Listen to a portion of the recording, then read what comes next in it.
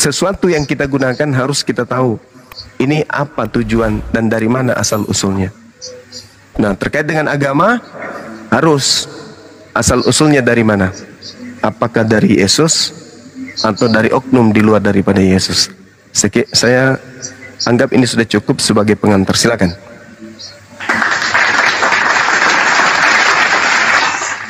Baik, Bang Kristus Kristen ya, Bang Kristus ya. Oh iya, amin. Pasti ya. Ya, siap, brother. Silakan mungkin sebelum brother Kristus menerangkan, teman-teman dibawa di support tap-tap layar komalnya biar kuat ya. Di tap-tap layar kencangin tap-tapnya. Bang Yeki ini agnostik ya. Bang Yeki agnostik, Bang Kristus ini Kristen. Silakan Bang Kristus dijelaskan. Yang gue tanya dulu ya, kan dia kan tanya asal usul. Nah sekarang gue tanya asal usul Quran dari mana? Masya Allah. Jadi pertanyaan yang sangat bagus ya. Al-Quran itu berasal dari baginda Rasulullah Muhammad Sallallahu Alaihi Wasallam. Pertanyaan saya, Bible Perjanjian Baru. Kan dia kan buta huruf. Bible Perjanjian Baru ini berasal dari mana? Silakan. Nabi Muhammad buta huruf, nggak mungkin bisa Quran. Ayo, dari mana? Nabi Muhammad Sallallahu Alaihi Wasallam itu buta tentang kitab-kitab terdahulu, tetapi Nabi Muhammad bukan buta huruf, dia nggak bisa tahu apa-apa. Ayo, nggak mungkin Quran dari dia. Kalau dia dari dia, pasti ada tulisan di Quran Muhammad. Itu. Alhamdulillahirabbil alamin. Al-Quranul Karim itu memiliki ilmu sanad di mana baginda Rasul tahu Muhammad dari mana? Bang Kristus, Muhammad buta huruf. Bang Kristus, Bang Kristus, tenang dulu Bang ya. Iya, nggak tahu dari mana gitu kan? Ya, buta huruf. Ya, Anda di mute dulu biar dijelaskan sama Bang Zuma ya. Oke, baik. Jadi kalau Anda cuma punya emosi saja untuk diskusi dengan saya, mending Anda turun. Karena saya lagi dalam keadaan sehat-sehat aja ini. Karena kalau saya melihat di dalam Bible, yang buta huruf dan idiot itu justru penulis kitab saudara. Itu diterangkan kemudian di kitab saudara ya. Mana buktinya? Nggak ada. Kalau ente ngomongnya asumsi terus sih. Asumsi terus, jago asumsi doang. Mana dalilnya? Kalau ada dalilnya gimana? Mana dalilnya? Kalau ada dalilnya gimana? Siapa? Enggak, aku tanya dulu. Kalau ada dalilnya gimana? Penulis Quran siapa? Saya tanya dulu kepada saudara. Aku tanya dulu pada saudara. Ya. Kenapa? Kalau dikatakan bahwa Yohanes dan juga Petrus itu buta huruf dan idiot gimana? Di Alkitab ya? Iya. Bukan Alkitab. Yang mana bukan? Harus Alkitab. Bukan boleh di luar Alkitab. Alkitab itu bukan nama ini. Alkitab itu nama lain Al-Quran. Ente asumsi melulu, so tahu agama orang di Alkitab nggak ada, makanya gue bilang ente asumsi. Ada istilah Alkitab di dalam original text Bible. Saya ulang. Saya ulang lagi. Tidak ada. Saya ulang lagi. Tidak ada Alkitab. Tidak ada kata Alkitab. Tidak ada kata Alkitab di dalam bahasa Yunani. Ya, ingat ya, saya lagi sehat-sehat ini ya. Jangan kau pancing saya keluarkan jurus apa? Jurus apa? Gilang gemilang. Jangan. Saya sedang ingin berbaik-baik kepada penyembah manusia Yesus. Kristen penyembah manusia Yesus, saya hanya ingin edukasi dari Anda, dari mana asal usulnya agama penyembah Kristen, penyembah Yesus ini. Itu aja. Nah, kalau Anda meminta di mana dalilnya, kemudian maksudmu apa Juma? Maksudmu apa Juma? Yuk. Kamu ini sok-sokan kau itu.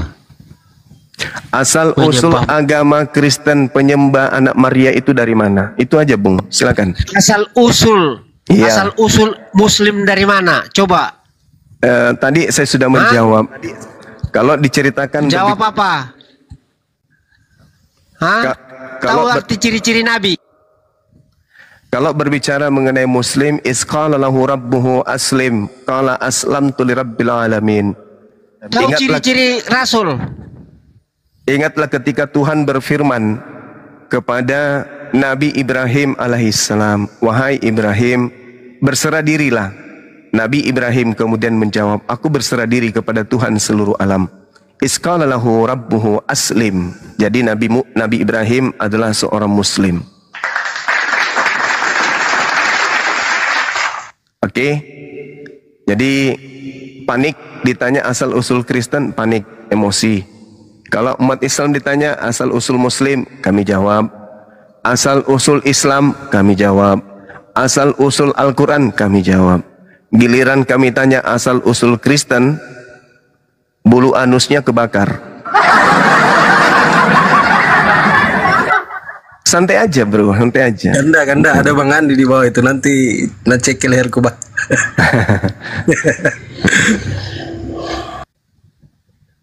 Gimana, Andi naikkan? Ya, naikkan beliau sebagai, biar beliau yang injak bibirnya kalau ada penyembah batu zakar nakal. Siap. Ya.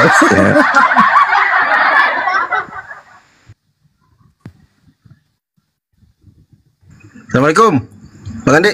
Waalaikumsalam. Gue dibawa aja dulu, santai aja dulu, lanjut. Siap. Mana yang naik lagi? Moderator Bang Andi, moderator ya. Nanti Bang Andi sebentar kalau sudah naik semua otennya, Bang Andi satu slot untuk Bang Andi. Ya gue dibawa aja dulu Bang Joma. Siap. Kok bisa gitu? Enggak ada yang naik. Enggak ada yang naik, takut sama Bang Andi.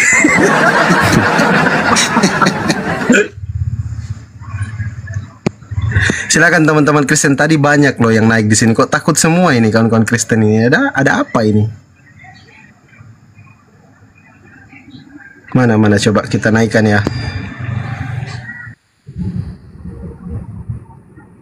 Ya Bang Fenti, Kristen atau Muslim Bang Fenti? Kristen. Baik, silakan mungkin ada penjelasan.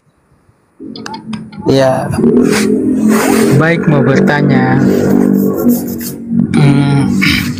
Bang Suma pernah minum kincing unta enggak? Alhamdulillah saya tidak pernah Bang, karena itu tidak diperintahkan kemudian di dalam ajaran agama Islam. Itu di ajaran kalian kan mengatakan bahwa minum kincing unta sama ada perintahnya enggak? Saudara, ada perintahnya enggak? Surga itu di mana? 70 bidadari. Selesaikan dulu satu persatu ya. Ada perintah nggak minum air kencing onta? Yang saya tahu, yang ada di dalam Bible Anda yang Anda ambil dari agama lain itu perintah bakar roti di atas jelai tai kering. Sudah Anda lakukan? Perintah minum racun juga ada. Iya, jangan itu, kasihan, nanti cepat sekali masuk neraka. Perintah bakar roti di atas tai kering ada nggak? Apakah Anda sudah lakukan? Jilat unta. Diskusi yang baik aja Bang. Kita diskusi yang baik aja Bang. Diskusi yang baik aja. Di dalam kitab yang Anda ambil dari agama Yahudi, Yehezkiel 4:12, bakarlah roti di atas jelai tai kering. Apakah Anda sudah praktekkan itu?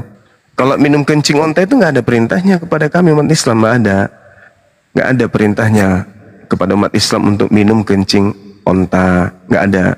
Tapi kalau di Kristen, di dalam kitabnya Kristen ada perintah bakar roti di atas tai kering. Pertanyaannya, kalau Kristen ini adalah agama kasih, sudahkah kalian kasih kepada perintah Tuhan untuk membakar roti di atas tai kering manusia? Kabur. Yang lain silakan, pasien berikutnya. Silakan Bang Elfrid Joni. Harus dibacain dulu Yehezkiel 4 nomor 12. Makanlah roti itu seperti roti jelai yang bundar, dan engkau harus membakarnya di atas kotoran manusia yang sudah kering di hadapan mereka. Ini perintah gitu. Yang dibatalin kan Taurat. Efesus 2:15. Yesus mati untuk membatalkan Taurat. Yehezkiel bukan Taurat. Ini kapan kalian bisa praktekkan? Ubar restoran. Ya enggak, nanti saya kasih modal Bang Handi. Restoran roti tai kering.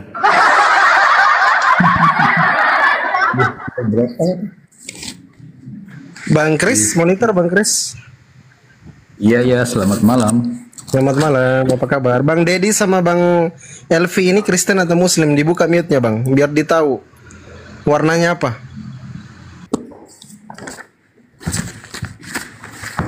Panggilan kedua untuk Bang Dedi sama Bang Elfri ini warnanya apa, Bang?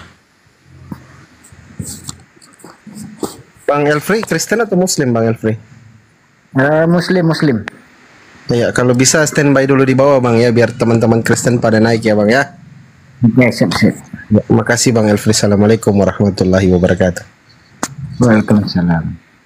Izin teman-teman Muslim standby dulu ya. Sambil di tap-tap layar di bawah kawan-kawan ya.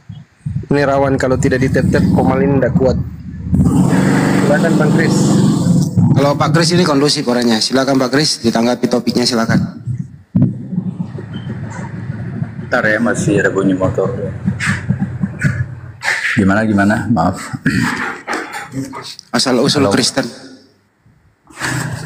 Asal-usul Kristen, ya, kalau di Alkitab dikatakan Kristen mula-mula di Antioquia. Kota di Antioquia, saya tidak tahu tempatnya di mana. Turki. Dan saya hanya baca Kristen mula-mula itu ada di Antioquia. Jadi artinya pengikut-pengikut Kristen, pengikut-pengikut Kristus oleh pekabaran Injil dari murid-murid Yesus dan Paulus, lah di Antioquia lah disebut pertama kali disebut Kristen. Itu aja pengetahuan saya setelah baca Alkitab. Kalau ditanya lebih lebih detail lagi kenapa ada Kristen, saya tidak tahu, tidak ada itu. Saya bukan ahli teologi ya, hanya baca Alkitab saja. Yang tertulis di Alkitab yaitu saja yang saya baca, yang saya tahu. Oke, baik. Masih. Ya. Ya. Jadi kalau kita lihat di dalam cerita yang ditulis Lukas di dalam Kisah Para Rasul, diceritakan bahwa ya, Kisah Para Rasul 11 nomor 26 itu intinya. 11:26. Sementara itu banyak mereka tinggal. Sorry, ternyata lagi ngomong Bang Kris. Kalau bisa silakan, Bang Kris. Biarkan dulu Bang Zuma mungkin menjelaskan, setelah itu Bang Kris lagi ganti-gantian lagi tuh. Oh, saya mau baca ayatnya tadi. Oh ya. Silakan Bang, silakan. Mereka tinggal bersama-sama dengan jemaat itu 1 tahun lamanya sambil mengajar banyak orang. Di Antioquia lah murid-murid itu untuk pertama kalinya disebut Kristen. Iya. Itu kan yang saya katakan. Silakan. Okay. Nah, Barnabas dan juga Saulus yang ke Antioquia. Barnabas dan Saulus yang ke Antioquia. Yang menjadi permasalahan di sini adalah ketika diceritakan mereka Barnabas dan juga Saulus ke Antioquia, Saulus sebelumnya tidak menerima pemberitaan firman dari Yesus, dan juga Barnabas tidak menerima firman pemberitaan dari Yesus. Sedangkan di dalam Yohanes 17 nomor 8, segala firman yang engkau berikan kepadaku telah aku sampaikan kepada mereka. Nah, jadi firman yang diterima Yesus tidak Yesus sampaikan kepada Saulus, dan tidak Yesus sampaikan kepada Barnabas. Seketika Barnabas dan Saulus pergi dengan sendirinya ke Tarsus atau ke Antioquia. Dia ke Antioquia kemudian di Turki. Tidak ada perintah dari Yesus kepada mereka. Nah, selama setahun tinggal di sana, Paulus, murid-muridnya kemudian disebut Kristen. Jadi ada pengajaran yang terputus antara firman yang Yesus terima dari Tuhan, dari Bapa, dengan ajaran Paulus yang Paulus ajarkan di Antioquia. Murid Yesus ketika kemudian menerima firman dari Yesus, muridnya tidak disebut Kristen. Tapi pengikut Paulus di Antioquia yang sama sekali tidak pernah menerima firman dari Yesus, justru mereka disebut Kristen. Jadi kalau berbicara mengenai Kristen, sejauh saya belajar dan itu terlihat bahwa asal usul Kristen ini berasal dari Antioquia, dan Yesus tidak pernah ke Antioquia. Yang pergi ke Antioquia hanyalah Saulus. Sekira begitu sementara, silakan.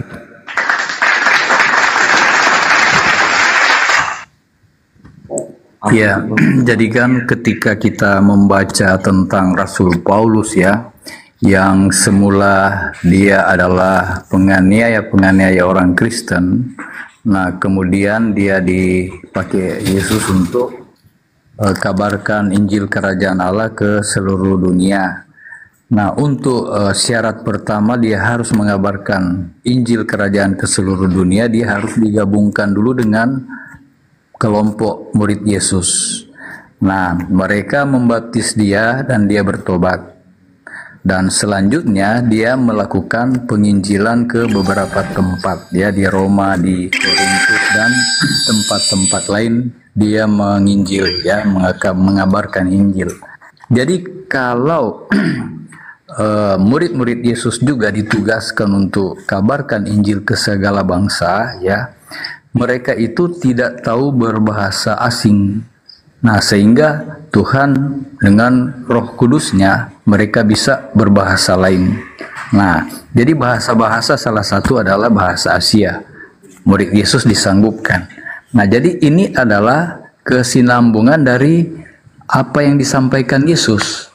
Kabarkanlah Injil Kerajaan Allah ke seluruh dunia.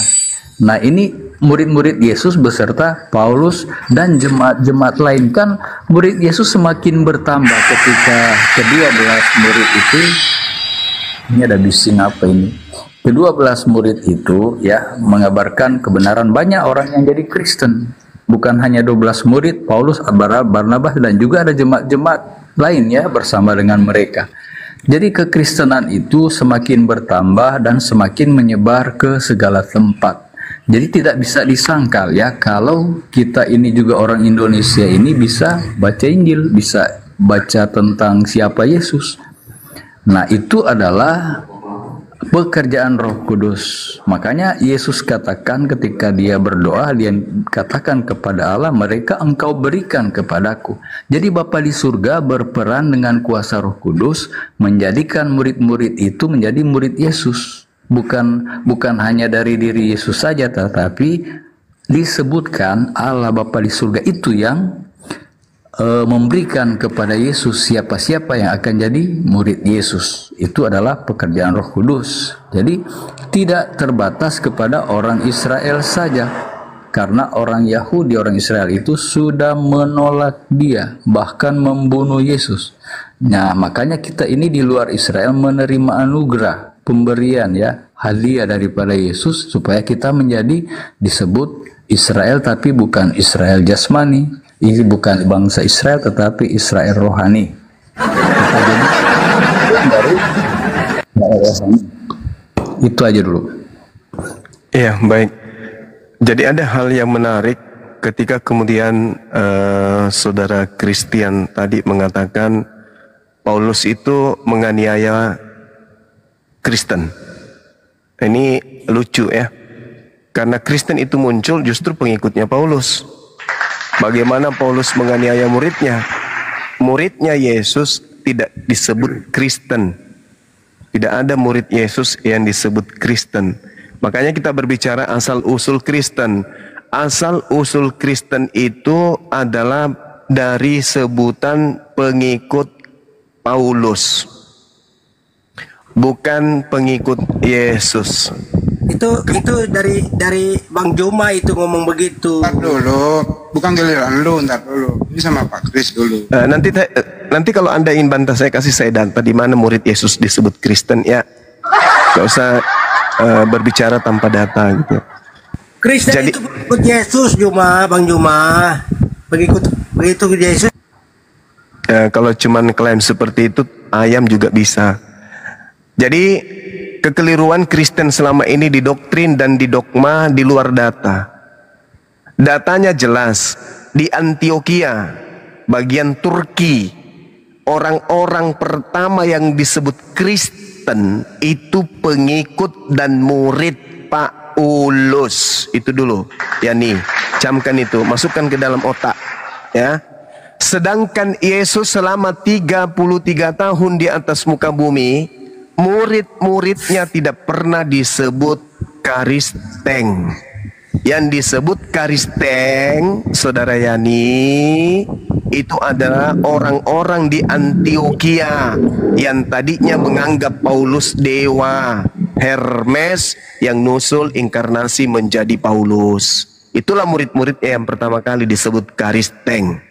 Jadi jangan kau tambah-tambahi di luar data, nggak bagus. Nah, untuk apa Bang Juma ngurusin itu, untuk apa? Bertanya. Supaya orang Indonesia khususnya Islam tidak tertipu dengan agama Kristen, paham?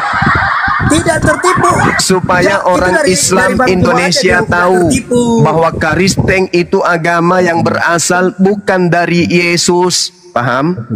Tidak semua orang itu tujuannya, tujuannya Saudara Yani, supaya umat Islam Indonesia cerdas, tidak ditipu dengan mengikut agama Kristen, sebab mereka akan tahu dari Bang Suma bahwa ternyata Kristen itu tidak berasal dari Yesus, tapi berasal dari Paulus. Nah, Paulus disebut sebagai tokoh Kristen, itu tertulis di Kisah Para Rasul. Kisah Para Rasul 24 nomor 5. Jadi tokoh Paulus ini disebut Kristen.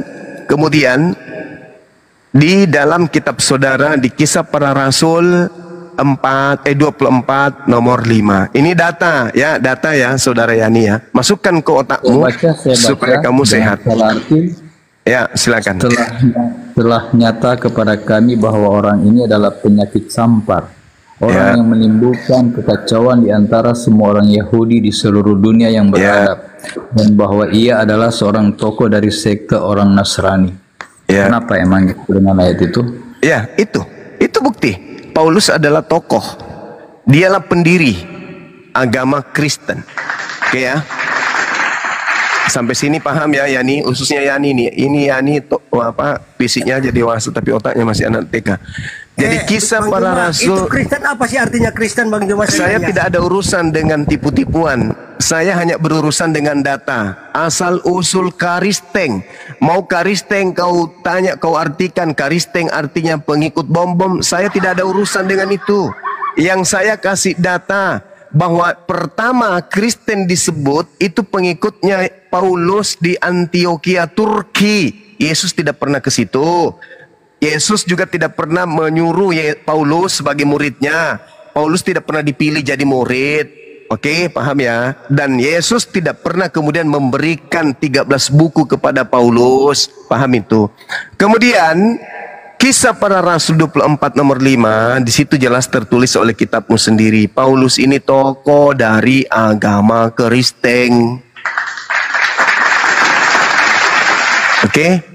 Sampai di sini paham. Jadi kesimpulan saya, Kristen itu bukan agama dari Yesus. Kristen agama dari Paulus. Di Antioquia pertama kali pengikut Paulus disebut Kristen. Jadi Yani ini sama dengan 1000% pengikut Paulus, murid Paulus, bukan murid Yesus. Demikian. Bisa tanggapi kesimpulannya itu kan kesimpulan Bang Suma. Ya, silakan. Sekarang Bang Suma, apa artinya Kristen itu sebenarnya kalau Bang Suma tahu? Kalau kita lihat pengertiannya, pengertian dari Kristen itu adalah pengikut Kristus. 1 Korintus 1 nomor 11, jadilah teladanku sebab aku ini juga adalah Kristus. Kata siapa? Kata Paulus. Jadi Paulus mengaku Kristus. Bahkan, sabar bang. Bahkan Paulus bukan hanya mengaku Kristus, Paulus juga mengaku Bapa. Akulah yang menjadi Bapa di dalam Yesus Kristus. Berarti Paulus dengan kata lain yang disinggung oleh Yesus dalam Yohanes 8:44, iblislah yang menjadi bapakmu. Siapa itu? Siapa yang pernah menjadi bapak bagi orang yang membunuh Yesus? Paul. Gitu ya nih belajarnya ya nih ya. Ya, tadi Anda katakan Kristen adalah pengikut Yesus. Pertanyaan saya, 12 murid Yesus itu pengikut Kristus atau bukan? Pengikut Yesus, pengikut Al-Masih. Ya, tadi Anda katakan Kristen artinya pengikut Yesus. Nah, sekarang pertanyaan saya, apakah 12 murid Yesus itu adalah bukan pengikut Yesus? Salah. Bukan pengikut Yesus, pengikut Kristus. Kristen pengikut Kristus katanya. Itu klaim dari Kristen. Sekarang yang disebut pengikut Yesus adalah dia yang mendengarkan suara Yesus. Apakah Kristen mendengar suara Yesus? Enggak. Enggak pernah orang Kristen mendengar suara Yesus, enggak pernah.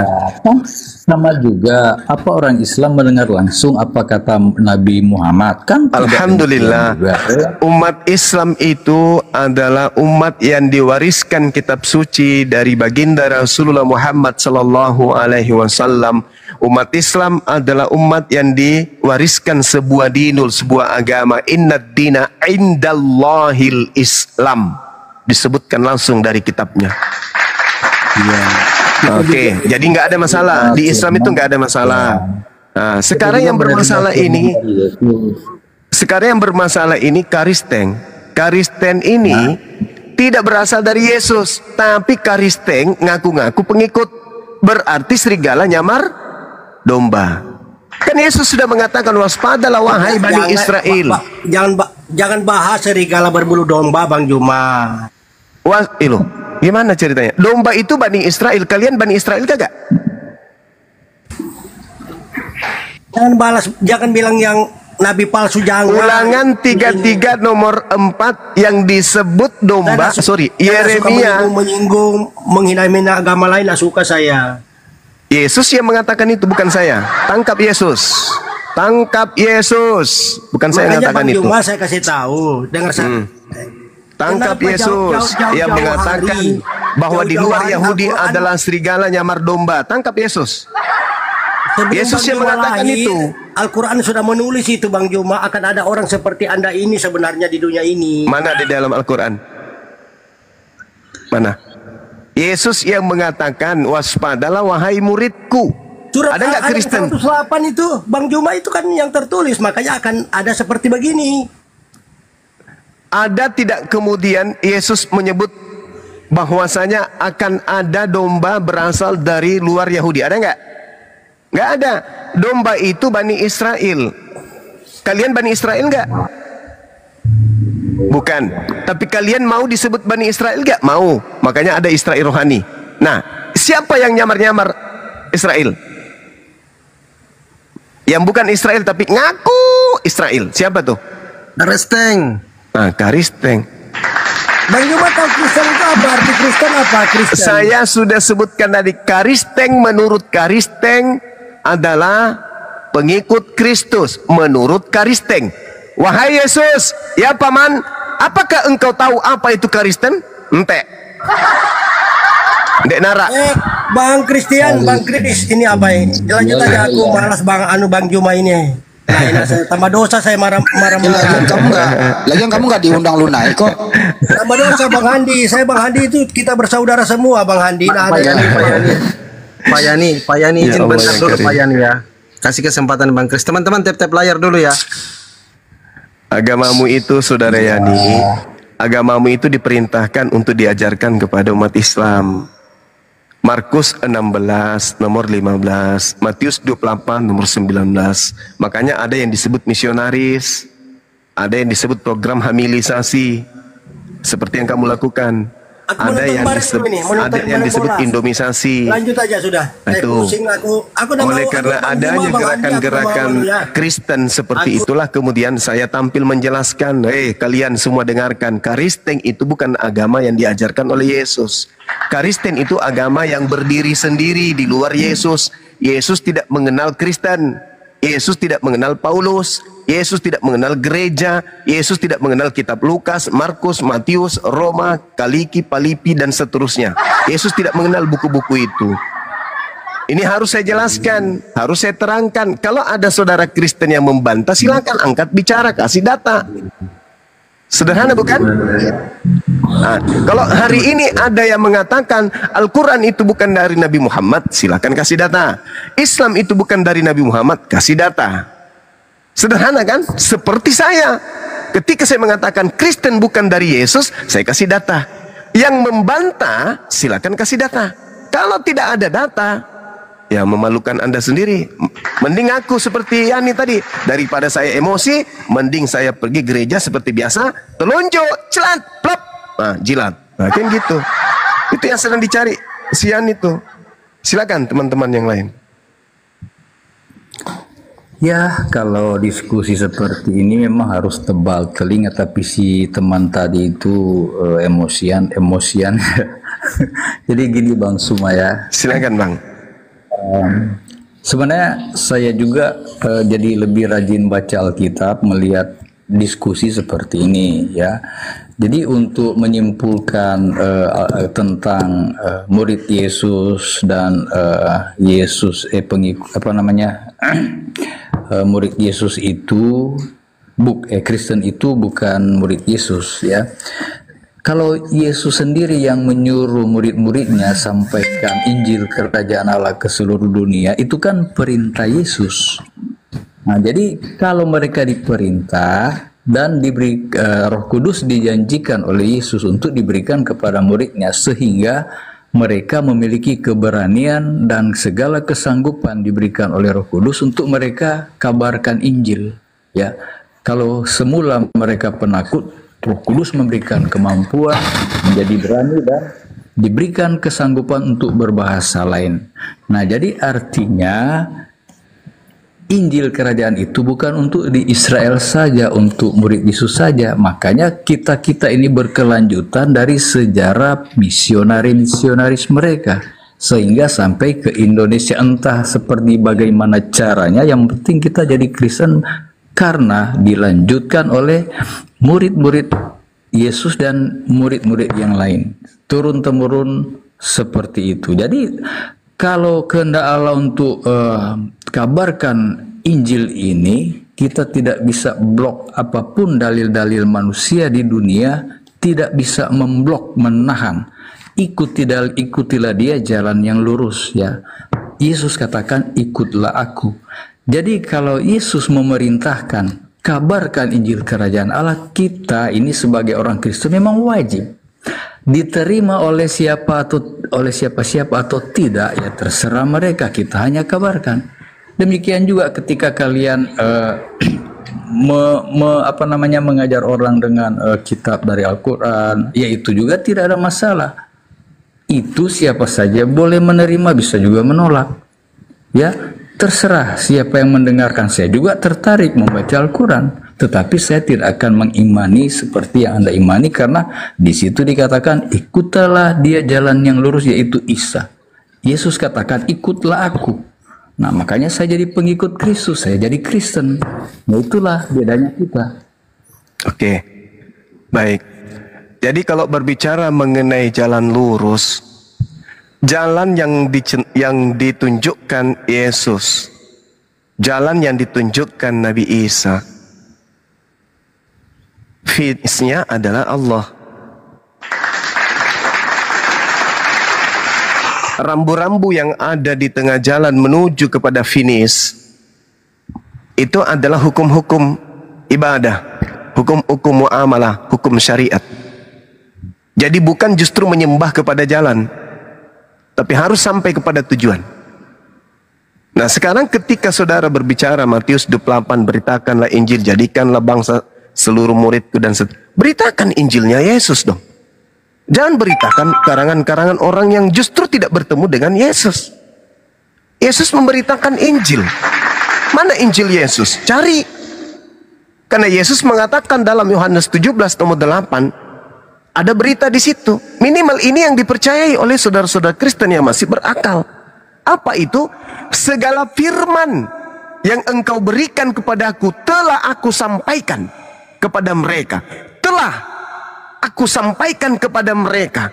Berarti ada firman yang diterima oleh murid, dan setelah firman semuanya yang dari Yesus mereka terima, ending dari imannya adalah Yesus utusan Tuhan.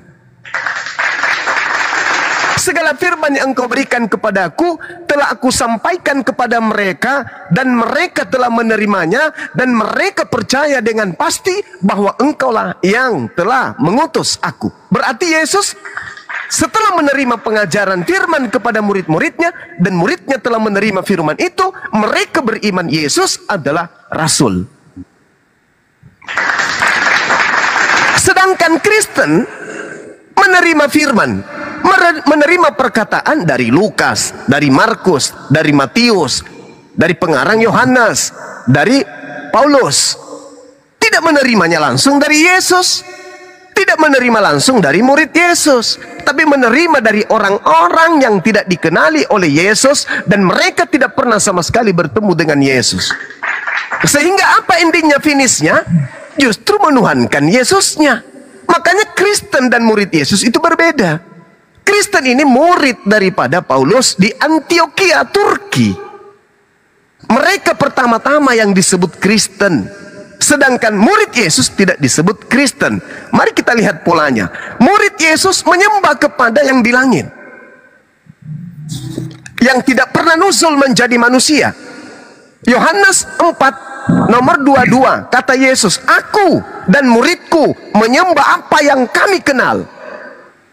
Sedangkan mereka, kalian menyembah apa yang kalian tidak kenal. Yesus dan muridnya sama-sama satu tempat ibadah, yaitu sinagoge atau Baitullah atau Bait El. Yesus dan muridnya sama-sama beribadah. Menyembah kepada siapa? Menyembah kepada Sang Pencipta, Khalik. Makanya Yesus mengatakan, kami menyembah apa yang kami kenal, kalian menyembah apa yang tidak kalian kenal. Itu Yesus dan muridnya. Makanya dalam Yohanes 10 nomor 27, aku mengenal muridku, muridku mengenal aku, mereka mendengarkan suaraku. Bukan suara Paulus yang mereka dengar, tapi suaraku. Bukan suara Lukas yang mereka dengar, tapi suaraku. Dan mereka mengikuti aku, bukan mengikuti Paulus, bukan mengikuti bapak-bapak gereja, bukan mengikuti orang Romawi, bukan mengikuti orang Yunani, bukan mengikuti orang Katolik, Protestan, dan bukan, tapi mengikuti Yesus. Itulah murid Yesus. Nah, kondisi ini kemudian yang harus diberitakan kepada seluruh makhluk, bahwa Yesus adalah Rasul yang datang kepada Bani Israel, bahwa Yesus adalah Rasul yang khusus kepada domba yang sesat dari Bani Israel, bahwa Yesus adalah Rasul yang mengajarkan dirinya utusan Tuhan kepada Bani Israel. Beritakan itu sampai ke ujung bumi. Beritakan. Jangan justru diberitakan, diajak orang indomisasi, hamilisasi, nyembah Yesus. Itu bukan ajaran Yesus. Makanya tema kita ini, asal usul Kristen nyembah Yesus itu dari mana? Karena di situ ada jembatan terputus, dan jembatannya cukup panjang. Tak ada hubungannya antara agama Kristen yang dibawa oleh Jerman dan Belanda masuk ke Nusantara ini dengan Yesus yang adalah Mesias bagi Bani Israel. Simpulnya, segala firman yang engkau berikan kepadaku telah aku sampaikan kepada mereka, dan mereka telah menerimanya. Mereka telah menerimanya, bukan baru menyelidiki, bukan baru mau mencari saksi-saksi, bukan, tetapi mereka sang murid sudah menerima. Dan ketika mereka menerima, mereka percaya bahwa Yesus benar-benar adalah Rasul utusan Elohim. Bukan tukang sihir, bukan penista agama, bukan anak zina, sesuai dengan tuduhan orang-orang Yahudi kebanyakan pada masa itu. Seperti itu, Bang, silakan. Ya, kita tutup ya yang disampaikan Yesus. Tidak seorang pun bisa sampai kepada Bapa kalau tidak melalui aku. Dan ketika Anda mengakui bahwa Yesus adalah utusan, Yesus juga mengajar demikian. Kalau kamu berdoa, mintalah dalam namaku. Jika kamu mau meminta sesuatu kepada Bapa, mintalah dalam namaku. Sekarang pertanyaan saya, Anda akui Yesus utusan, adakah Anda berdoa kepada Bapa di surga dengan menggunakan nama Yesus? Oke, saya jawab. Nah, ketika Yesus berkata, jika engkau berdoa dalam namaku, jika engkau, inilah hebatnya Allah menciptakan akal kita. Sebab akal itu akan memberikan sinyal, sinar, cahaya kepada umat manusia agar bisa mendudukkan perkara, baik itu kata, baik itu huruf, baik itu kalimat, atau apapun itu yang dicerna oleh panca indera manusia. Nah, kita lihat Yesus berkata kepada murid-muridnya di dalam Yohanes 15 misalnya, atau di dalam Yohanes 14 misalnya, kalau kalian berdoa, berdoalah dalam namaku. Nah, sekarang kamu di situ, Yesus berkata kepada siapa di situ? Kamu di situ siapa? Dia ajarkan kepada murid-muridnya. Iya. Sekarang kamu di situ siapa, Bang? Orang Indonesia? Iya. Kalau kamu berdoa ini sudah umum. Kalau kita sudah jadi, inilah celakanya aku bilang. Inilah yang saya katakan. Inilah yang saya katakan kelemahan saudara-saudara saya Kristen. Karena ajaran Yesus kepada Bani Israel ditelan bulat-bulat, seakan-akan Yesus sedang mengajar kepada Kristen. Tadi di awal tidak ada hubungannya antara ajarannya antara Yesus dengan Kristen. Berarti ketika Yesus berkata, perkataan Yesus itu hanya untuk kepada pengikutnya, bukan kepada Kristen. Inilah capeknya kita menjelaskan. Ketika orang Kristen itu, Anda katakan Kristen itu pengikut Yesus. Anda kan katakan arti Kristen pengikut Yesus. Oke. Mari saya lihat kepada Anda. Ketika Yesus berkata, aku diutus hanya kepada domba yang sesat dari umat Israel. Apakah perkataan Yesus itu Anda ikuti? Saya ikuti perkataan itu. Berarti Yesus hanya untuk, apakah orang Israel menerima dia sebagai utusan? Anda sudah mulai antikristus. Israel menerima dia sebagai utusan. Tak urus. Yang penting Yesus mengatakan, aku diutus hanya kepada domba yang sesat dari umat Israel. Anda percaya? Anda ikuti ajaran itu? Kenapa mereka bunuh dia? Kenapa mereka bunuh dia? Tidak urus. Tidak urus. Mau dibunuh, mau dicapcai, mau disayur kangkung, terserah. Yesus mengaku, aku diutus hanya kepada domba yang sesat dari umat Israel. Anda ikuti tidak ucapan Yesus ini? Iya, karena dia ditolak di sana, makanya kita ini diberi anugerah menerima bagian keselamatan. Coba lihat. Inilah yang saya katakan klaim sepihak. Jangan salahkan Bang Suma yang mengatakan. Nah, sekarang di mana Yesus mengatakan aku diutus kepada seluruh umat manusia?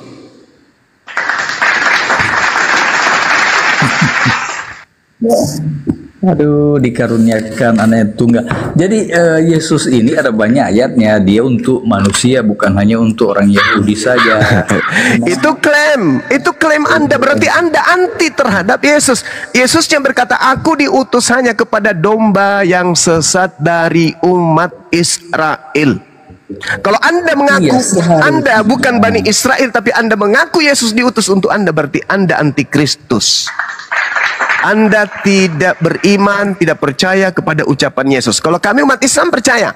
Wa isqala Isa bin Maryam, ya Bani Israel, inni Rasulullahi ilaikum. Umat Islam seluruh dunia beriman Allah mengutus seorang nabi lahir tanpa ayah dari seorang perawan bernama Maryam, spesial untuk Bani Israel. Kami beriman. Subhanallah. Sejalan tidak iman kami dengan niat pengajaran Yesus? Sejalan tidak? Yesus ketika berkata, aku diutus hanya kepada domba yang sesat dari umat Israel. Sejalan tidak? Sejalan. Lalu Kristen ini penumpang dari mana? Ada juga nubuatkan, akan dinubuatkan juga umatku menolak sehingga diberikan keselamatan untuk bangsa-bangsa lain. Yesus juga mengucapkan itu. Jadi ketika memang tujuannya untuk menyelamatkan orang Israel, tetapi mereka menolak, seperti di Nazaret ya. Yesus ditolak di Nazaret ya, itu kan masih di Israel juga. Dan ya, ahli-ahli Taurat, orang-orang Farisi ya, tokoh-tokoh agama ya, mereka menolak. Nah, jadi karena mereka menolak ya, makanya Yesus itu menyuruh murid-muridnya kabarkan Injil ke bangsa lain. Jadi artinya Yesus menyelamatkan bukan hanya untuk orang Israel saja, tapi semua manusia. Berarti Anda membantah ucapan Yesus. Yesusnya berkata, aku diutus hanya kepada domba yang sesat dari umat Israel. Bahkan Lukas sendiri mengatakan di dalam Kisah Para Rasul 13:23, seperti yang telah dijanjikan dari Elohim kepada Bani Israel, Dia telah membangkitkan juru selamat bagi mereka, yaitu Yesus. Anda lihat apa tujuan Yesus dibunuh di dalam Yohanes 4:11, Yohanes 11 nomor 40, 47, 48. Apa tujuannya Yesus dibunuh? Untuk menyelamatkan Bani Israel dari penjajahan Romawi. Tak ada hubungannya Kristen dengan Yesus. Tak ada hubungannya. Jadi Yesus ini hanya untuk Bani Israel saja. Yesus ketika pengajaran di tengah-tengah Bani Israel, dia berkata waspada, waspada, waspada, waspada, waspada. Waspada kepada siapa? Waspada kepada ahli Taurat. Kenapa ahli Taurat ini mau diwaspadai? Kenapa orang Farisi ini mau diwaspadai? Ada apa? Alasannya jelas sudah terbukti hari ini. Sebab ahli Taurat, orang Farisi akan membentuk satu sekte baru yang membawa-bawa nama Yesus dan mendudukkan Yesus dalam perkara yang tidak seharusnya. Makanya dia harus diwaspadai. Dia, coba saudara lihat di dalam Lukas 21 nomor 8. Waspadalah kepada penyesat yang datang kepadamu dengan memakai namaku. Jadi penyesat itu datang dengan memakai nama apa? Namanya Yesus. Namanya Yesus. Ada enggak kemudian setelah Yesus terangkat ke langit, orang datang membawa-bawa nama Yesus? Bang Suma, ya ini ada contoh di Lukas 7 ya. Ada seorang bukan orang Israel ya. Yesus menyembuhkan hamba seorang perwira di Kapernaum ayat 1. Tapi saya langsung ke ayat 9 ya. Ini seorang, atau saya baca Pak? Silakan. Nah, setelah Yesus selesai berbicara di depan orang banyak, ini di Lukas 7 ya. Dari situ ada seorang perwira yang mempunyai seorang hamba yang sangat dihargainya. Hamba itu sedang sakit keras dan hampir mati. Ketika perwira itu mendengar tentang Yesus, ia menyuruh beberapa orang tua-tua Yahudi kepadanya untuk meminta supaya ia datang dan menyembuhkan hambanya. Mereka datang kepada Yesus dan dengan sangat mereka meminta pertolongannya. Katanya, ia layak engkau tolong, sebab ia mengasihi bangsa kita dan dialah yang menanggung pembangunan rumah ibadat kami. Lalu Yesus pergi bersama-sama dengan mereka. Ketika ia tidak jauh lagi dari rumah perwira itu menyuruh sahabat-sahabatnya untuk mengatakan kepadanya, Tuan, janganlah bersusah-susah sebab aku tidak layak menerima Tuan di dalam rumahku. Ya karena ini kan dia bukan orang Israel ya. Sebab itu aku juga menganggap diriku tidak layak untuk datang kepadamu. Tetapi katakan saja sepatah kata maka hambaku ini akan sembuh. Sebab aku sendiri seorang bawahan dan di bawahku ada pula prajurit. Jika aku berkata kepada salah seorang prajurit itu pergi maka ia akan pergi. Dan kepada seorang lagi datang maka ia datang. Ataupun kepada hambaku, kerjakanlah ini maka ia mengerjakannya. Setelah Yesus mendengar perkataan itu ia heran. Ia heran akan dia dan sambil berpaling kepada orang banyak yang mengikuti dia, ia berkata, Aku berkata kepadamu, iman sebesar ini tidak pernah aku jumpai, sekalipun di antara orang Israel. Jadi saudaraku, ini adalah contoh di luar Israel ya, yang memiliki iman terhadap Yesus. Dan dia diterima oleh Yesus, imannya kepada Yesus. Jadi dia bukan orang Israel. Nah kemudian dan setelah orang-orang disuruh itu kembali ke rumah, didapatinya lah hamba itu telah kembali sehat. Jadi ketika Yesus menyembuhkan orang ini ya, orang ini menjadi beriman kepada Yesus. Jadi Yesus tidak menolak orang di luar Israel. Itu contoh ya. Ada beberapa contoh sih yang di Alkitab tentang orang di luar Israel jadi beriman kepada Yesus. Ya, baik. Kalau orang Kristen ya di luar Yahudi hidup sesama dengan Yesus, datang kepada Yesus, menyembah Yesus, Lalu kemudian sesaman Yesus ibadah hari Minggu, sesaman Yesus mereka makan babi, sesaman Yesus mereka tidak bersunat, sesaman Yesus merasulkan Paulus, sesaman Yesus punya Bible perjanjian baru. Yesus katakan apa kepada mereka? Siapa ini? Tapi kalau orang Kristen, bukan karena Kristen, tetapi dia adalah orang di luar Yahudi, datang kepada Yesus meminta untuk diobati, Yesus obatin.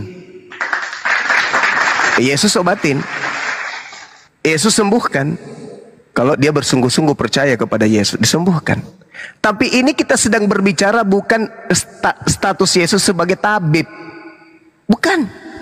Ini kita sedang berbicara skala prioritas agama Kristen. Nyembah Yesus, merasulkan Paulus, ibadah Minggu, makan babi, tidak bersunat, itu yang sedang kita bahas. Kalau yang kayak begini-begini mah saya tamat, Bang. Bahkan ada seorang wanita Samaria datang, apa yang dikatakan? Disembuhkan, tapi dijuluki apa? Anjing, kan? Yesus itu mengobati siapapun. Semisal saya diutus sebagai dokter, kemudian ke Papua, di tengah perjalanan di Bandara Hasanuddin Makassar ada orang pingsan, saya sebagai dokter wajib mengobati dia. Itu sumpah sebagai dokter, harus saya obati. Yesus yang diberi mujizat untuk menyembuhkan, wajib menyembuhkan orang yang sakit, terlepas dia orang Yahudi, orang Israel, orang apapun itu. Kalau sakit butuh dia sembuh. Tapi terkait dengan utusan dia sebagai utusan, maka Yesus spesial hanya untuk Bani Israel saja. Kalau Anda jeli melihat di dalam pengakuan Yesus, contoh misalnya di dalam Matius 5, jangan kamu menyangka bahwa aku datang untuk meniadakan hukum Taurat dan kitab para nabi. Aku datang bukan untuk meniadakannya, melainkan untuk menggenapi. Menggenapi apa? Menggenapi kitabnya orang Yahudi. Kitabnya orang Yahudi, sekumpulan kitabnya orang Yahudi, ini untuk siapa? Contoh Taurat. Itu untuk siapa Taurat itu? Untuk Bani Israel, untuk orang Yahudi. Berarti ketika Yesus datang menggenapi Taurat, berarti Yesus hanya untuk datang kepada pengikut atau penganut hukum Taurat. Apa hubungannya dengan kita Kristen? Tidak ada hubungannya. Yesus datang untuk menggenapi kitab-kitab para nabinya Yahudi. Tidak datang untuk kitab Lukas, tidak datang untuk kitab Roma. Bukan. Yesus datang untuk penggenapan kitabnya orang Yahudi. Itu nggak bisa kita bantah. Jadi kalau Anda hanya membawa Lukas 7 ini, di situ tidak ada kaitannya dengan pengutusan Yesus. Tidak ada hubungannya. Ini hanya terkait dengan pengobatan saja. Ada orang sakit diobatin. Itu kan berhubungan dengan iman, ya. Jadi makanya Paulus sering katakan iman tanpa perbuatan pada hakikatnya mati. Adakah iman membatalkan hukum Taurat karena iman? Kalau iman tanpa akal, gimana Bang? Kami, bentar dulu Pak. Kami meneguhkannya. Jadi artinya ketika Paulus katakan iman tidak membatalkan hukum Taurat. Jadi artinya ketika kita sudah beriman kepada Yesus, hukum Taurat itu tidak dibatalkan. Jadi kalau Kristen itu harus melakukan hukum Taurat, dan orang yang melakukan hukum Taurat harus beriman kepada Yesus. Jadi kedua-duanya itu akan jumpa di kitab Wahyu, ya. Yang penting di sini adalah ketekunan orang-orang kudus yang memelihara hukum-hukum Allah dan memiliki kesaksian Yesus. Jadi harus kedua-duanya. Jadi kalau Anda katakan tentang tadi ya, Anda singgung soal hari Minggu dengan makan babi. Ya sebenarnya Anda salah alamat. Saya bukan pemelihara hari Minggu dan saya juga tidak makan babi. Justru saya vegetarian, ya. Jadi sayangnya ajaran Anda dari sana, cuman diedit sedikit. Jadi gini Bang, gantian kita. Di Lukas 7 ketika ada seorang yang datang kemudian ya di Kapernaum itu, dia datang kepada Yesus, tidak datang mengimani Yesus Tuhan, tidak datang mengimani Yesus jelmaan Tuhan, tidak. Beda dengan Kristen. Jadi percayanya orang yang ada sesama Yesus di luar Yahudi kepada Yesus, dia hanya percaya dia ini adalah Mesias, dia ini adalah utusan Tuhan, dia orang yang diberi berkat, dia orang yang diberi mukjizat. Aku datang berobat, sembuh. Beda dengan Kristen. Yesus ini Tuhan, Yesus ini dewa yang datang karena jadi manusia. Beda dengan Kristen. Orang yang datang kepada Yesus pada masa Yesus di luar Yahudi datang hanya untuk sebagai pasien yang butuh diobati. Sebagai tabib dia obati. Berbeda dengan Kristen.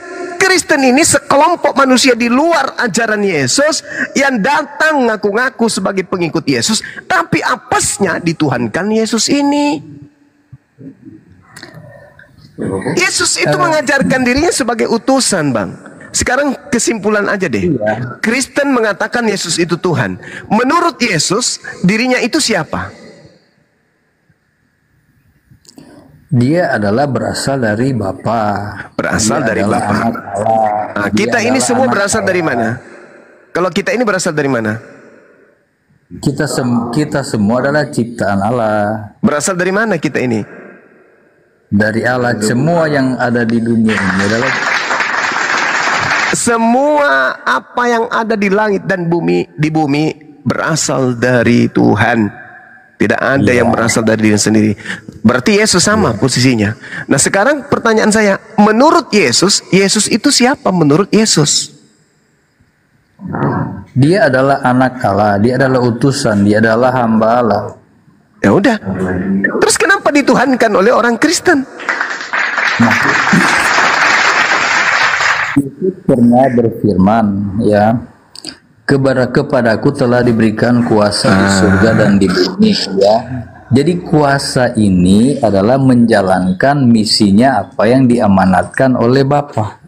Dan kalaupun penyebutan Tuhan itu di Filipi 2 ayat 9, 10, 11 itu dikatakan Allah mengaruniakan kepada anaknya nama di atas segala nama. Dan nama itu adalah Yesus Tuhan. Disebut Tuhan, itu dikaruniakan kepadanya. Jadi ketika Paulus dipakai oleh Roh Kudus ya untuk menjelaskan itu, kita orang Kristen tidak menolak untuk menyebut Yesus Tuhan. Jadi Rasul Paulus kalau Anda katakan bukan Rasul Tuhan, ya terserah Anda. Tetapi dari riwayat yang dialaminya, Yesus telah menugaskan Paulus untuk menyampaikan rahasia-rahasia yang belum dipahami oleh manusia-manusia di dunia. Jadi kalau Paulus katakan dikaruniakan nama di atas segala nama, ya tidak salahlah kita orang Kristen itu menyebut Yesus Tuhan. Petrus jadi Yesus ini bukan Tuhan. Yesus Tuhan. Jadi Yesus ini bukan Tuhan, cuman disebut Tuhan aja gitu. Itu nama yang diberikan karena dia sudah menyelesaikan tugas-tugasnya, maka dia layak memakai nama bapaknya. Bapaknya disebut Tuhan. Kalaupun anak menggunakan kita sebut Tuhan, ya itu dikaruniakan oleh Allah. Begitu pemahaman Paulus. Dan kita kalau Kristen, pemahaman Yesus gimana? Pemahaman Yesusnya itu pemahaman Paulus. Sekarang pemahaman Yesusnya tentang dirinya. Tadi kan saya katakan kepadaku telah diberikan kuasa di surga dan di bumi. Bagaimana kalau misalnya Bang gini? Bagaimana kalau ternyata itu bukan ucapan Yesus? Ya bacalah. Kalau itu ternyata bukan ucapan Yesus, itu gimana ceritanya? Misalnya itu hanya ucapan orang yang tidak dikenal, dimasukkan ke dalam Bible. Apa yang terjadi dengan Anda? Kalau tulisan Bible ini entah dari mana ya, saya bukan ahli teologi ya. Enggak, yang kutanya kalau misalnya ini bukan ucapan Yesus, tapi ternyata dianggap sebagai ucapan Yesus, bagaimana nasib Anda kelak? Anda baca saja datanya. Ya, maksud saya kalau misal ini kan kalau kita lihat kesaksian bapak-bapak gereja pada awal mula di tahun 130 Masehi, mereka ada beranggapan bahwa buku Matius ini dituliskan oleh orang yang hidup pada tahun 80. Namun berdasarkan naskah papirus yang di Inggris atau di Jerman sekarang ini, itu dikatakan bahwa buku Matius itu ditulis pada tahun 66. Yesus sudah tak ada. Tahun 33 Yesus sudah terangkat ke langit. Pertanyaan saya, bagaimana kalau ternyata bukan Yesus yang berkata demikian? Kepadaku telah diberikan. Sedangkan ketika Yesus yang berkata, dia hanya diberikan. Siapa yang memberikan? Dialah yang maha kuasa. Yesus hanya diberikan. Berarti Yesus hanya ditumpangi kuasa yang diberikan oleh Tuhan. Yesus bukan Tuhan, diberi kuasa dia. Bukan diberi kuasa untuk menjadi Tuhan, karena tidak ada Tuhan yang dilantik, tidak ada Tuhan baru, tidak ada. Manusia yang diberi kuasa itu hanya sebatas manusia yang memiliki mukjizat, tidak berubah menjadi Tuhan. Sedangkan yang ada sekarang, Kristen berbondong-bondong menuhankan manusia yang diberi kuasa mukjizat oleh Tuhan.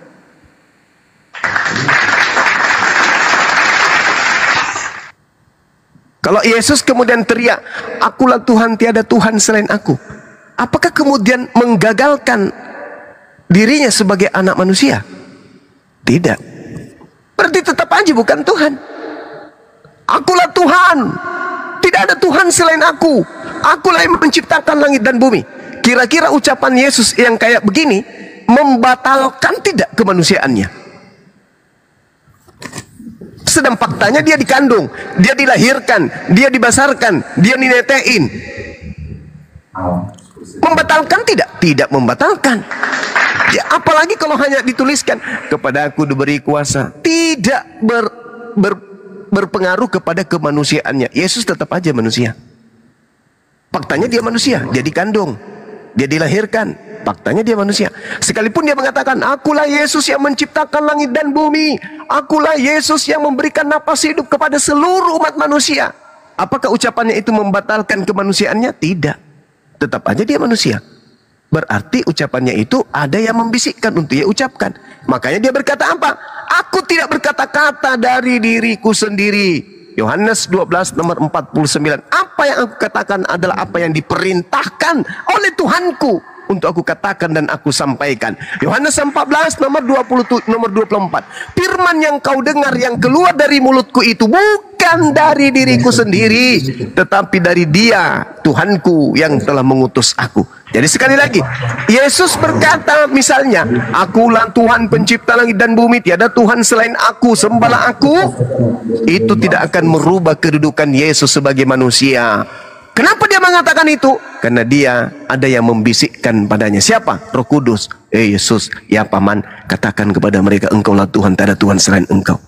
Yesus katakan, "Akulah Tuhan, tidak ada Tuhan selain aku." Habis itu dia berkata, "Ucapanku barusan itu bukan dari aku loh, tapi dari Bapakku yang telah mengutus aku, memerintahkan aku untuk mengucapkan itu." Selesai.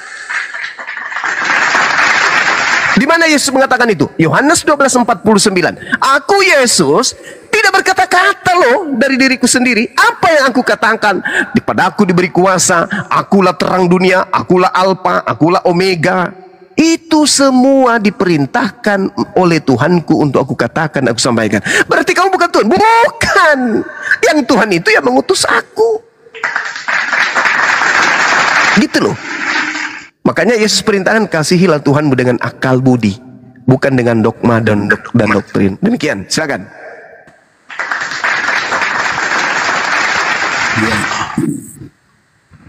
Jadi memang kalau bicara logika atau akal budi ya, Yesus itu ya kita hanya bisa terima dengan iman ya. Iman kadangkala bertentangan dengan logika. Jadi ketika Yesus dikatakan anak Maria, ya orang katakan dia bukan Tuhan. Dia itu berdasarkan logika karena memang benar demikian. Masa anakku kok Tuhanku? Tidak mungkin. Tapi kalau bicara iman, kita menerima Yesus dari iman kita. Kita menerima berdasarkan iman kami bahwa memang Yesus pernah lahir, mati dan bangkit. Jadi kalau mengenai Paulus yang ditugaskan oleh Yesus itu berarti disahkan oleh Yesus. Jadi kami percaya apa yang diucapkannya karena dia bertobat, dibaptis dan menerima Roh Kudus. Jadi ketika kami membaca tulisan Paulus yang berisi banyak nasihat bagaimana Kristen harus hidup supaya selamat, supaya sempurna, kudus dan meninggalkan dosa, itu adalah tulisan-tulisan Paulus yang mengajar kami supaya kita bisa diselamatkan. Dan makanya kalau Paulus mendapatkan hikmah atau pernah ketemu dengan Yesus dan dikatakan tentang sesuatu karunia itu bahwa Yesus itu menyandang nama di atas segala nama adalah Tuhan, ya kami menerima karena kami tahu Paulus itu disuruh Yesus. Jadi apa yang ditulisnya itu kami percaya dari Roh Kudus lah yang membuat Paulus menulis tulisan yang begitu banyak. Jadi kalau kami Kristen sebenarnya mengatakan Yesus Tuhan, itu adalah urusan kami. Kalau Anda menolak dan mengatakan Kristen salah mentuhankan Yesus, ya terserah kalian. Nggak usah pusing atau urus dengan urusan Kristen yang mentuhankan Yesus. Karena Kristen punya dasar berdasarkan Alkitab, ini kitab kami. Kami tidak bisa juga menafsir kitab kalian. Kita harus menghormati, ya, menghargai. Saya juga tidak memaksa orang Islam untuk mempercayai Yesus Tuhan. Karena itu urusannya orang Islam. Jadi marilah kita sebagai warga negara Indonesia dengan yang baik, ya, agamamu agamamu, agamaku agamaku. Jadi kita tidak usah urusan agama orang lain. Keyakinan orang lain tidak usah kita campur-campur. Begitu saudara, jadi supaya kita rukun-rukun. Ya. Oke, baik. Jadi seorang yang memiliki narkoba ditangkap oleh polisi. Kenapa saya ditangkap, Bang? Ini kan narkoba saya, suka-suka saya. Ditampar sama polisi, gedebek. Kalau narkoba yang kau punya 1 kilo itu kau telan sendiri, ya urusanmu, EGP dengan itu. Masalahnya narkoba kau itu kau jajakan ke orang lain, cuplis. Makanya kau ditangkap. Makanya polisi mengatakan waspadalah kepada si fulan. Kenapa? Dia itu pengedar narkoba. Nah, kalau Anda mengatakan ini iman kami, ini Tuhan kami, ini pola kami, ini agama kami, ya derita Anda. Masalahnya agama Anda yang tidak ada hubungannya dengan Yesus itu diajarkan kepada generasi Islam secara terstruktur, terencana, dan masif. Secara lembaga diajarkan agama Kristen yang tidak nyambung ke Yesus ini kepada kami. Kan tadi ada beritanya, beritakanlah Injil kepada seluruh makhluk. Umat Islam makhluk atau bukan? Makhluk, berarti harus diberitakan Injil kepada umat Islam. Terbukti tidak? Terbukti. Hamilisasi, Indomisasi, Kristenisasi, itu terbukti. Jadikanlah seluruh bangsa menjadi muridku. Orang Islam di Indonesia ini berbangsa enggak? Berbangsa. Harus dijadikan. Ya, perintah, jadikan. Kalau tidak dijadikan, Anda berdosa. Karena itu perintah. Di dalam Bible kalau ada perintah tidak dilaksanakan berarti melanggar perintah. Melanggar perintah mewariskan dosa kepada keturunan. Nah, jadikanlah seluruh bangsa jadi muridku. Jadikanlah bangsa Indonesia menjadi Kristen. Itu intinya. Terus kami mau diam saja? Oh, tidak bisa, tidak bisa. Jadi ketika Anda mengatakan bahwa iman kepada Yesus Kristus itu tidak bisa kemudian dengan akal, wah bahaya ini. Iman tanpa akal itu namanya gila. Iman tanpa akal namanya gila, Bang.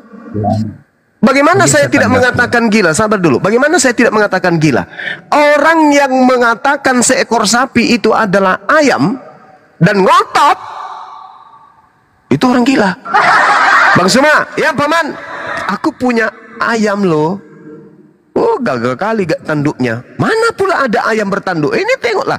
Itu bukan ayam, Cak Ayu. Itu sapi. Enggak dong. Ini adalah ayam. Sapi itu enggak. Ini ayam. Mau kayak manapun, pokoknya ini ayam. Iya. Kalau kamu sendiri yang memahami itu ya silakan. Masalahnya kamu ajak ke orang-orang anak-anak TK. Ayo anak-anak berbaris. Ya kakak. Ini apa namanya? Ayam. Ore, kalian pintar. Diajarin anak-anak kecil itu bahwa itu adalah ayam, padahal itu sapi. Dogma dan doktrin yang membunuh akal ini tidak boleh dibiarkan. Tidak boleh dibiarkan. Nah, itulah yang harus saudara pahami. Makanya muncul pertanyaan, asal usul Kristen ini dari mana sih? Kok aneh kali ajarannya? Tidak sesuai dengan Bible itu sendiri. Banyak isi Bible yang bertentangan dengan ajaran Kristen. Yesus mengatakan hidup kekal itu mengenal Yesus sebagai utusan. Tapi Kristen mengenal Yesus adalah Tuhan itu sendiri. Bertentangan. Sedangkan, maaf saudara, 30 detik. Sedangkan kalau Anda lihat di dalam kitab saudara nih, kitabnya orang Yahudi, bertaburan kata bodoh, bodoh, bodoh, bodoh, bodoh. Artinya bodoh itu artinya orang yang tidak menggunakan akal. Orang bodoh tidak menggunakan akal. Semua orang yang tidak menggunakan akal pasti bodoh. Sedangkan di dalam Bible, kitabnya orang Yahudi mengutuk orang bodoh. Sesungguhnya orang bodoh dibunuh oleh sakit hatinya dan orang bebal dimatikan oleh iri hatinya. Orang bodoh tidak akan mengetahui dan orang bebal tidak akan mengerti hal itu. Orang bijak menyimpan pengetahuan, tetapi mulut orang bodoh adalah kebinasaan yang mengancam. Amsal 10 nomor 14. Orang bodoh sama dengan orang yang tidak menggunakan akal. Nah, sedangkan Anda mengatakan untuk memahami agama Kristen tidak boleh pakai akal. Lalu pakai apa?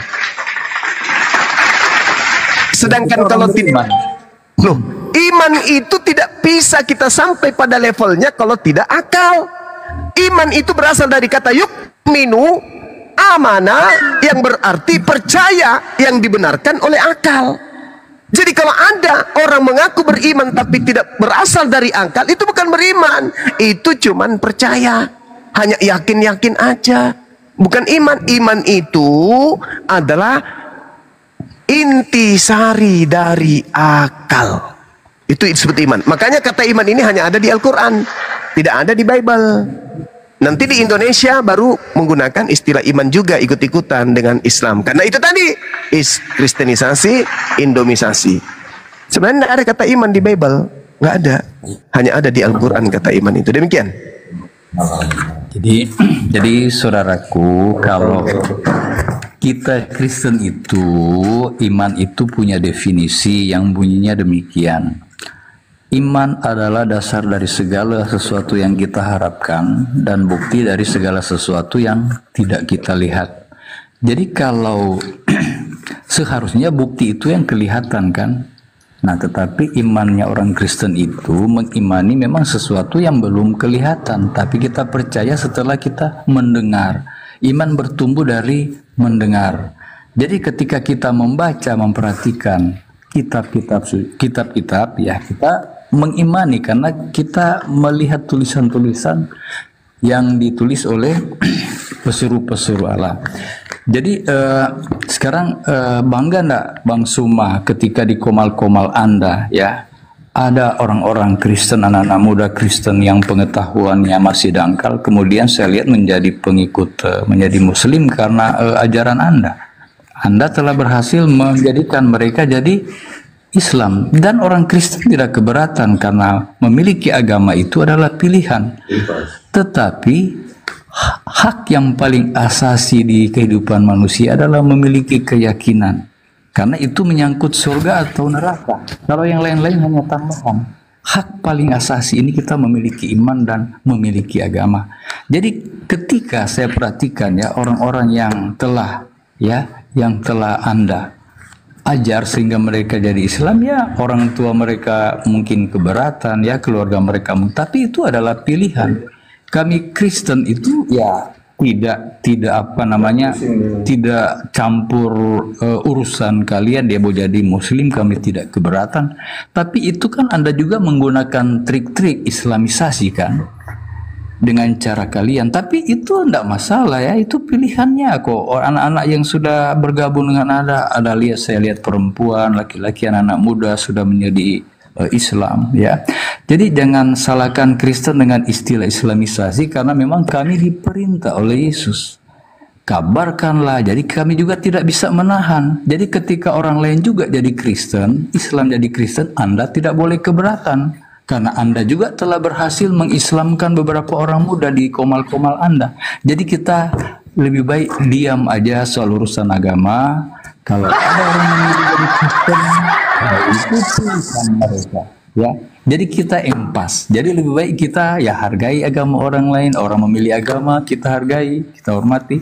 Ya, kita tidak usah memaksa ya, karena Roh Kudus bekerja. Yesus tidak pernah memaksa. Kalau Yesus memaksa, semua orang Yahudi jadi Kristen.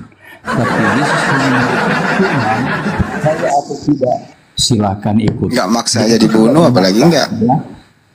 Jadi tidak memaksa kita ya. Jadi itu ajaran Yesus, itu ajarkan. Kalau mereka menerima ya oke, kita terima jadi Kristen. Jadi kita begitu, jangan salah-salahkan Kristen dengan kristenisasi dengan berbagai cara. Karena saya lihat bukti Anda juga telah mengislamkan beberapa orang muda ya. Jadi gitu saja, nggak usah di apa sih, orang Kristen juga tidak keberatan Anda menjadikan mereka jadi cukup Islam. Pak Kris, udah 3 kali diulang Pak Kris, cukup. Udah 3 kali diulang. Iya, udah, oke. Terima kasih. Baik, saya tanggapi ya. Orang yang masuk Islam yang saya syahadatkan itu bukan korban indomisasi. mereka justru mempraktekkan Ibrani 11 nomor 1. Iman adalah dasar dari segala sesuatu yang kita harapkan. Itu iman. Iman itu ada pengharapan. Dan polanya adalah akal. Tidak bisa tidak. Contoh misalnya, Anda naik ke atap rumah, di atas gunung nih, yang tinggi. Kemudian Anda berharap naik ke atap rumah itu, Anda bisa dapat ikan hiu. Apakah itu sesuai dengan harapan? Tidak. Jadi iman itu adalah dasar dari segala sesuatu yang kita harapkan. Mengharapkan sesuatu dengan pola akal. Bagaimana Anda bisa mengharapkan kemudian ada ikan hiu di atas atap yang ada di atas gunung? Gak mungkin. Maka iman itu adalah sebuah harapan yang didasarkan atas asal akal, logika, rasio. Kemudian iman itu adalah bukti dari segala sesuatu yang tidak kita lihat. Itu adalah bukti dari segala sesuatu yang kita tidak lihat. Apa maksudnya? Kalau Kristen itu menuhankan Yesus karena terlihat, itu bukan iman, itu percaya. Sedangkan yang disebut iman itu adalah sesuatu yang tidak terlihat, dikatakan asyhadu Allah ilaha illallah. Aku bersaksi bahwa yang tidak terlihat ini, hakikat yang tidak terlihat ini adalah pencipta langit dan bumi. Itu baru iman. Karena kita mempersaksikan sebuah bukti yang empiris, absolut, bahwasanya iman kita bersaksi tiada Tuhan selain Allah. Mana Allah? Buka mata sampai kuping tak dilihat Allah itu. Tetapi buktinya adalah alam semesta ini dicipta oleh yang maha kuasa. Meskipun yang maha kuasa itu kita tidak lihat, tetapi bukti daripada keadaan, dialah yang menciptakan alam semesta ini. Alam semesta diciptakan, manusia belum ada. Apakah ada yang melihat Tuhan menciptakan alam semesta? Tidak ada. Berarti tidak ada Tuhan. Buktinya alam semesta ada. Berarti ada yang menciptakan, tapi tidak ada yang melihat. Iya, artinya Tuhan tidak perlu dilihat dan Tuhan menciptakan alam semesta. Kita adalah makhluk yang diciptakan, cukup dengan akal melihat alam semesta ini untuk mengakui dan sampai kepada inti Tuhan itu ada meskipun tidak kita lihat. Buktinya, kita punya roh, kita punya suara, kita punya napas. Meskipun roh dan suara kita tidak bisa kita lihat, tapi itu adalah milik kita. Namun faktanya, tak ada satupun kekuatan di atas muka bumi ini yang mampu melihat rohnya sendiri. Kita manusia hidup. Katanya roh itu milik kita. Tapi kok kita tahu roh itu seperti apa? Berarti itu milik siapa? Milik yang maha kuasa yang tak terlihat. Maka dikatakan Ibrani 11 nomor 1 hanya cocok untuk Islam. Iman adalah dasar dari segala sesuatu yang kita harapkan dan bukti dari segala sesuatu yang tidak kita lihat.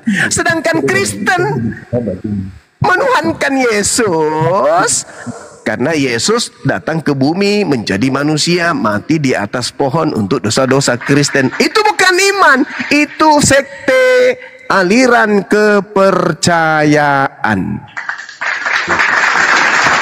Nah, kemudian ketika saudara mengatakan jangan ada pemaksaan, saya tadi sudah menunjukkan, Bung, tak ada satupun ayat di dalam Al-Quran yang memerintahkan jadikanlah seluruh bangsa menjadi Islam. Tak ada. Jadikanlah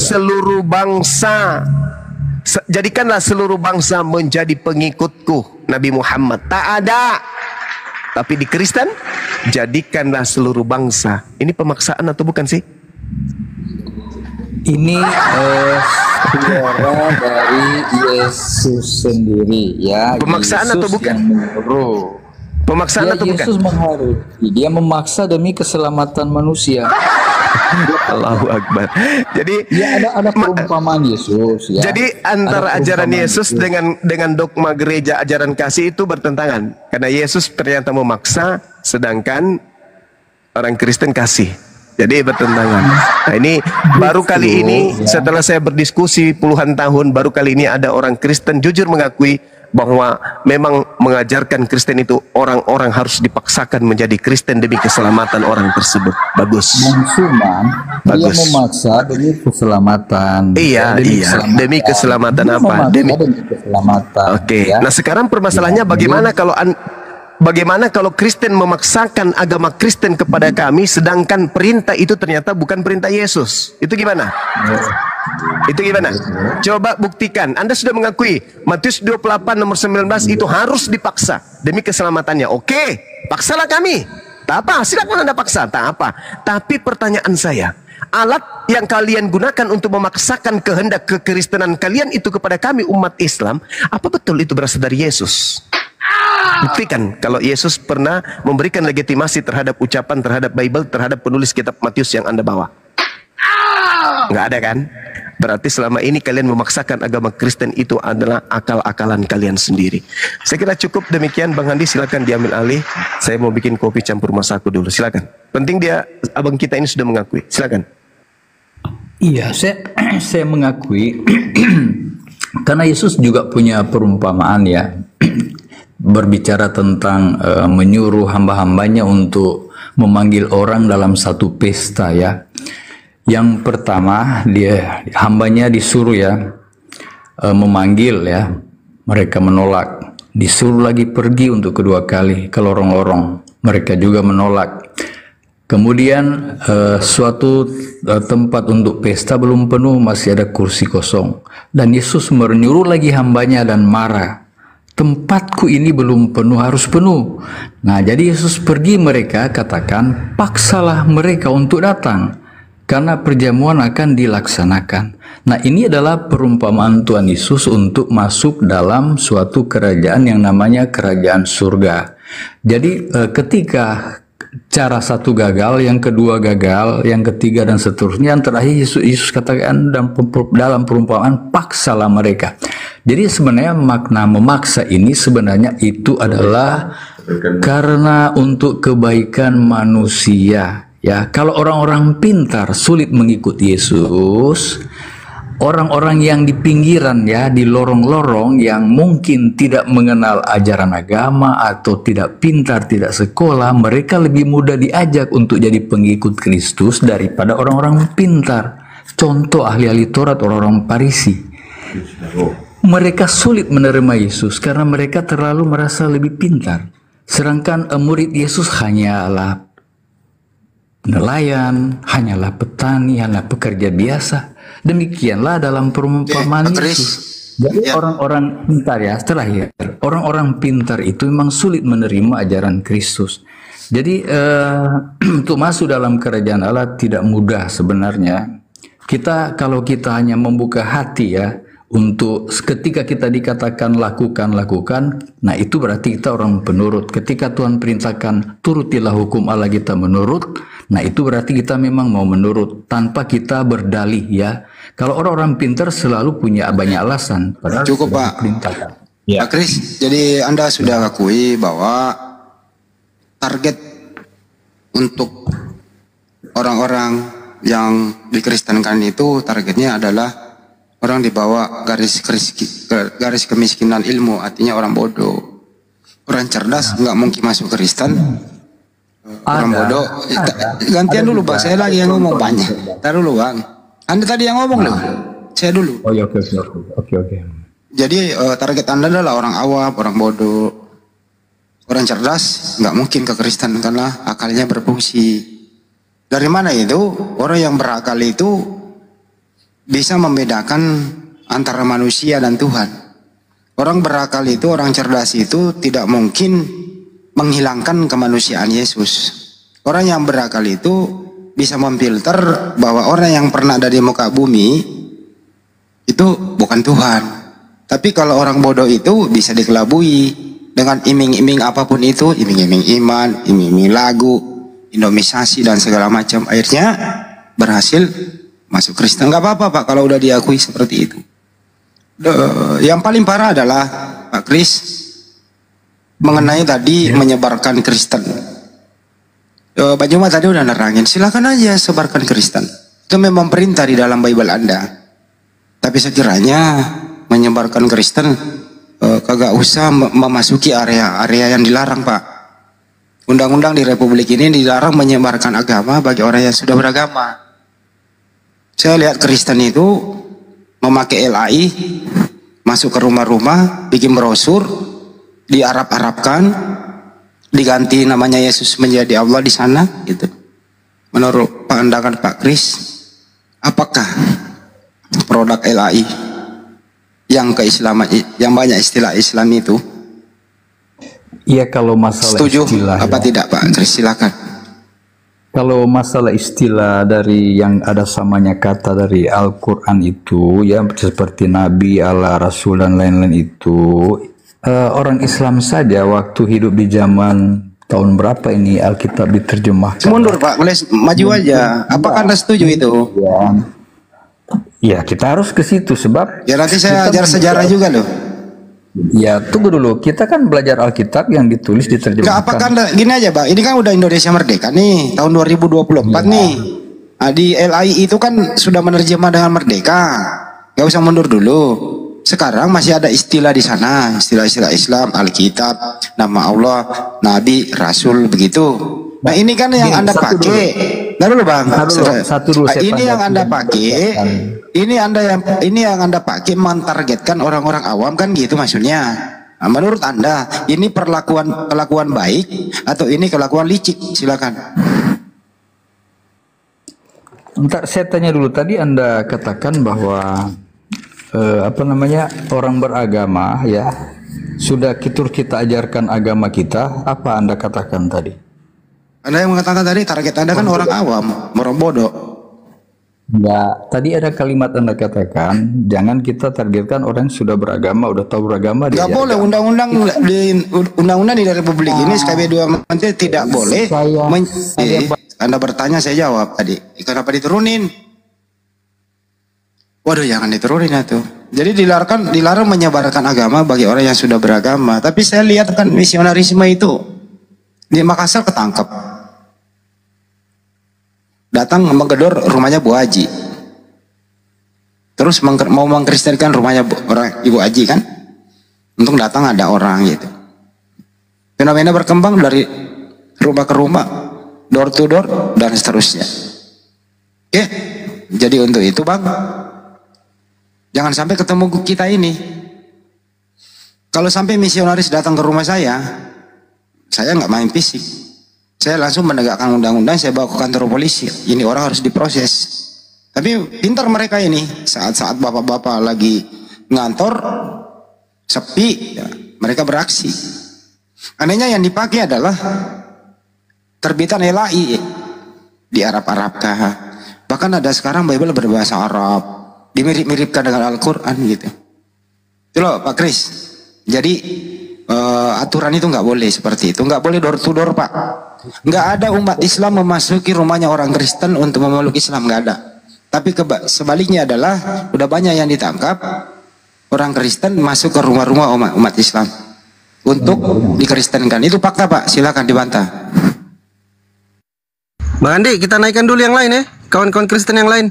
Nggak ini Pak, nggak apa-apa, naikin aja, saya kelarin dulu sama Pak Kris. Silakan Pak Kris, dibantah dulu ini. Oke, Bang, terakhir ya, saya tidak membantah Anda. Tadi ya Suma aja kan berhasil mengkristenkan orang, padahal sudah punya mengislamkan. Banjuma nggak pernah dari rumah ke rumah, mereka datang bertanya ke sini, mereka datang bertanya, kita diskusi, dia tertarik. Banjuma nggak pernah maksa orang. Ntar dulu Pak Jo, Anda jangan menuduh sembarangan, dengarkan dulu. Justru mereka ini sebelum mereka syahadat kita minta, apa Anda serius, KTP-nya mana dan seterusnya. Bahkan kalau nggak dewasa kami nggak melayani dia. Jangan mengatakan kami mau mengislamkan Anda. Anda yang datang ke sini, kami nggak pernah ngundang. Tapi belajar. Semua yang saya wawancara yang memeluk Islam Pak, ya mereka tidak ada paksaan. Mereka belajar keluar dari kebodohan, mempergunakan akalnya Bapak. Jadi tadi kan target Anda itu Kristen ya biarlah bodoh, orang cerdas biarlah mualaf. Karena itu kesimpulannya Pak, silakan. Ya saya naik ya Bang. Di room Anda ya, di room Islam ini saya diundang naik. Saya sering terlibat diskusi, termasuk dengan Anda juga sering ketemu di macam-macam room. Nah jadi kenapa naik ke sini ya, kita kan diundang. Jadi kita enak diskusi. Tapi kalau kita tidak adil juga dalam mengambil kesimpulan ya tidak boleh lah. Ya. adillah kalau kita mengambil satu kesimpulan. Jadi begini saja, kita memang kalau bahas tentang ketuhanan dan lain-lain dan Allah dan lain, ya nggak akan bakal ketemu ya. Kita hanya diskusi aja ya. Ya memang diskusi nih Pak, gimana sih Pak Kris, nggak ada paksaan. Kalau gini aja, kembali ke topik Pak. Iya. Kembali ke topik tadi, ada beberapa item ya, kembali ke topik. Ada nggak sih orang Kristen bisa membuktikan Yesus bukan manusia Pak? Silakan. Iya, Yesus itu kita buktikan dia jadi manusia. Oke, manusia, baik. Oke, cukup. Apakah manusia Yesus itu ciptaan Tuhan? Ciptaan Tuhan ada, tertulis ada, ya. Oke, artinya manusia Yesus adalah ciptaan Tuhan, betul? Ya, manusia Yesus itu ciptaan dan dia diutus jadi manusia. Oke, enggak, saya ulang Pak. Jadi Anda sudah kesimpulannya adalah manusia Yesus adalah ciptaan Tuhan, betul? Kalau betul, bisa nggak ciptaan Tuhan menjadi Tuhan Pak? Silakan. Di sini endingnya nih, skakmat di sini Pak. Mohon maaf. Bisa nggak ciptaan Tuhan menjadi Tuhan? Kalau diam berarti menerima nih. Kalau diam berarti sulit menjawabnya. Pergi kan? Saya bukan menantang ya. Silakan teman-teman Kristen buktikan kalau Yesus itu bukan manusia.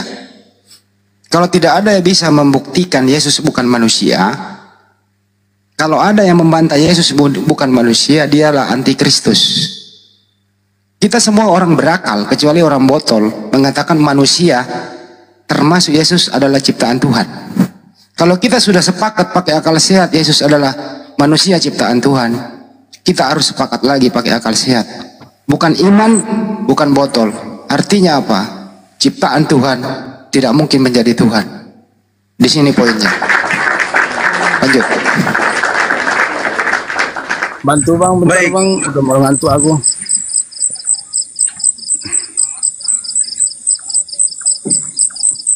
Lu jangan pergi. Ini tadi endingnya mematikan, dia pergi. Enggak dikikan Pak Kris tadi. Itu teman saya juga tuh. Enggak, turun sendiri. Turun sendiri. Ini skakmat di situ.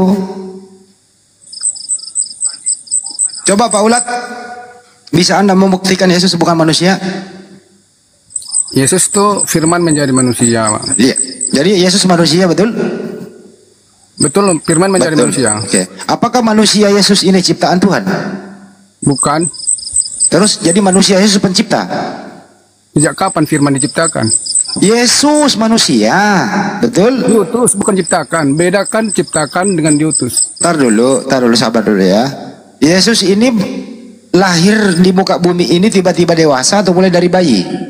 Firman menjadi manusia. Saya nggak nanya firman, Pak Ulat. Iya. Saya nanya Yesus setelah di bumi dari bayi sampai dewasa, manusia dia atau enggak?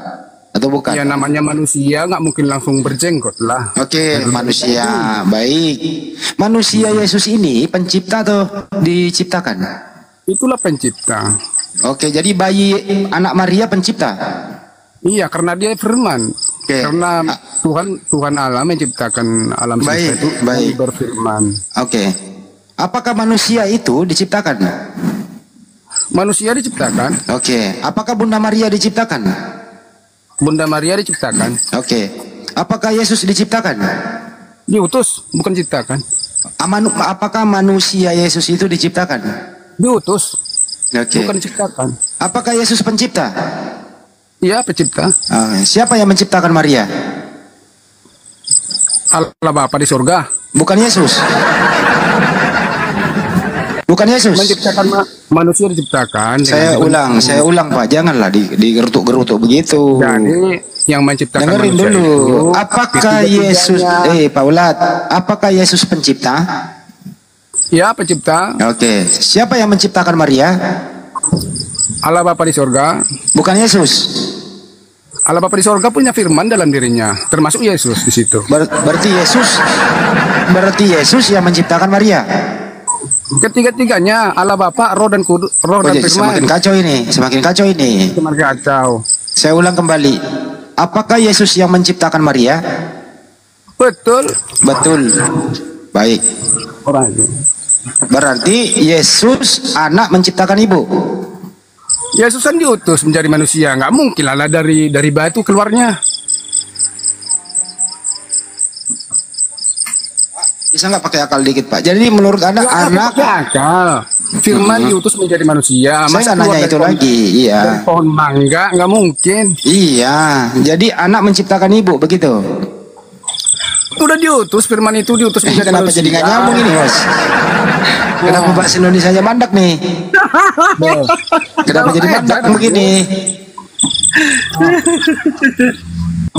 Saya ulang Pak, mana lebih tua umurnya Yesus daripada Maria Pak? Sesudah kemanusiaannya lebih tua Maria. Oke. Berarti lebih tua Maria daripada yang menciptakan Maria. Sesudah jadi manusia. Berarti manusia Yesus lebih muda daripada ibunya. Sebelum jadi manusia, dia lebih dulu dari semuanya, dari alam semesta, dari segala macam. Bahkan dia yang menciptakannya. Oh, berarti Yesus menciptakan ibunya. Karena Tuhan Allah itu menciptakan alam semesta. Saya ngomongin Yesus, Pak. Saya nggak ngomongin yang lain. Ini topiknya Pak Yesus. Itu kan firman menjadi manusia. Paulat, ini topiknya Yesus Pak. Jangan sebut-sebut yang lain. Saya Israel itu punya firman dalam dirinya. Punya roh dalam dirinya. C6 pemula Bang Andi, C6 pemula ini. Iya. Bapak, kita turunkan tensi, Pak. Bisa nggak Bapak bicara itu di luar, kita ini berbicara topiknya Yesus. Dengarkan dulu, Pak. Pak, jangan sampai saya ulangi lagi waktu saya ngajar, saya lempar kartu tulis kepada murid saya. Dengarkan dulu, Pak. Aku juga udah capek jawabnya. Dari tadi nggak ada keputusan. Saya sudah jawab. Ya. Pak, kita omongin Yesus aja ya, jangan sebutin yang lain boleh? Yesus itu memperkenalkan Tuhan di sorga, bukan Tuhan yang lain atau tempat lain, bukan. Siapa Tuhannya Yesus, Pak? Siapa Tuhan yang diperkenalkan oleh Yesus? Bapak di sorga. Bapak di sorga. Bapak yang mana yang Anda tuhankan, Bapak atau Yesus? Ketiga-tiganya Trinitas, yang punya roh, dia punya roh, dia punya firman dalam dirinya. Ketiganya adalah satu. Tuhanmu ada berapa? Satu. Siapa namanya? Mana rokoknya? Rokok. Tuhannya rokok. Oh ya udah, selesai. Enggak, aku mau merokok dulu bentar. Tuhanmu satu, namanya siapa? Rokok. Bapak di surga lah. Oh, berarti Yesus bukan Tuhan, Bapak yang Tuhan. Itu firman Tuhan. Saya nggak nanya firman, gimana sih yang nanya firman siapa? Yesus itu firman Allah Bapak. Ya, terus di dalam dirinya Bapak itu ada firman. Yang firman kan kata. Ya lu ngomong aja deh. Kata kan batu. Mudah-mudahan bintang timur nggak ngamuk-ngamuk ini malam. Ini kamu ini gimana sih? Ngomong apa gitu loh? Ganti aja dia. Oke, Bang Jopa sama Bang Kribo ini disapa dulu, saya sapa dulu Bang Andi ya. Kristen atau Muslim, Bang Jopa sama Bang Kribo. Teman-teman Kristen kalau mau naik, tolong typing ya. Bang, aku Kristen Bang, biar aku naikkan.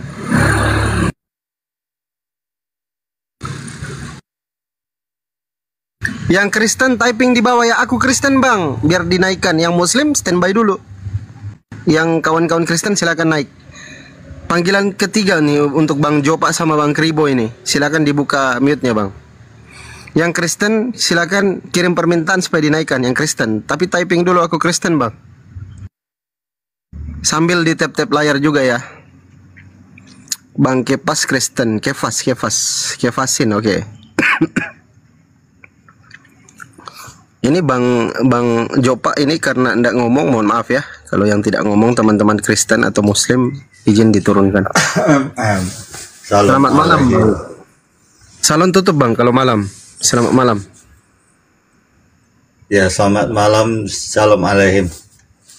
Ya, salon tutup Bang. Nggak buka kalau malam. Ya, jangan gituin orang lah. Lu dia ada. Kenceng kali kau. Biarlah dia. Terserah dia. Kita kan nggak maksa. Lanjut Bang. Ya. Nanti aku naikin. Lanjut. Tutup ya, Fandi. Tutup ya. Apa yang tutup? Tutupnya? Salon tutup. Nggak jarang 24 jam. Ya. Oh, ternyata kamu dari salon ya? Yang dari salon siapa sih? Lu yang ngomong salon barusan? Nggak. Ya, siapa yang ngomong salon? Barusan yang ngomong. Ya, Saya tidak ngomong. Gua nggak lancar bahasa Indonesia, lebih parah Bu, lebih parah ini daripada si ulat tadi nih. Dik. Ah, siapa bilang kamu belum Ya tahu? coba kita tes ya. Yesus itu manusia atau bukan? Yesus tuh Tuhan jadi manusia. Waktu manusia masih Tuhan nggak dia waktu jadi manusia? Nah, tetaplah dong. Masa bukan? Tetap dong. Berarti manusia adalah Tuhan. Kamu baca nggak Matius pasal 12 ayat 8? Jadi Yesus ini manusia tapi Tuhan juga gitu? Iya. Oke, siapa Tuhannya Maria? Ya, Tuhan Yesus ya. Siapa anaknya Maria?